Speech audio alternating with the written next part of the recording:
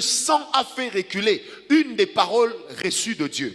Quand vous allez lire les versets d'avant, la Bible était claire. Dieu avait promis à Israël qu'ils auront la victoire, qu'ils écraseront leurs ennemis, qu'ils tueront les rois. Mais pourtant, Israël a eu la victoire, mais sans parvenir à tuer le roi. Le roi 3, versets 25 à 27, je lis pour nous tous au nom de Jésus. Ils démolirent les villes, ils jetèrent chacun des pierres dans tous les bons champs, jusqu'à les remplir.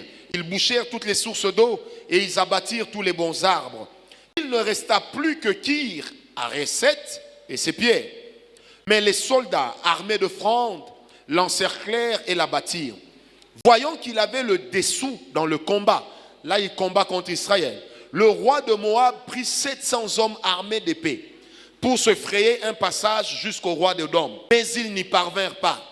Il prit alors, il faut souligner ça, il prit alors son fils aîné, celui qui devait devenir roi à sa place, et l'offrit en holocauste sur la muraille.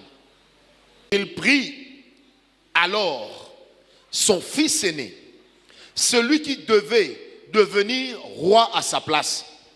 Il l'offrit en holocauste sur la muraille. Ça veut dire, il le tua sur l'autel. Les Israélites éprouvèrent alors un tel sentiment d'indignation qu'ils s'éloignèrent du roi de Moab et retournèrent dans leur pays.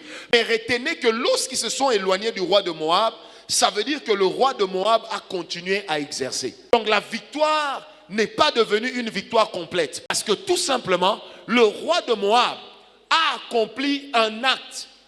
L'œil du monde dirait que c'est un acte odieux.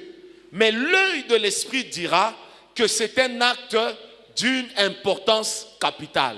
On ne peut plus le tuer parce qu'il a transféré sa vie dans son fils et il a tué le fils. Le sang a parlé et le sang a fait reculer une parole qui avait été donnée par Dieu. Le sang a fait reculer une des paroles reçues de Dieu.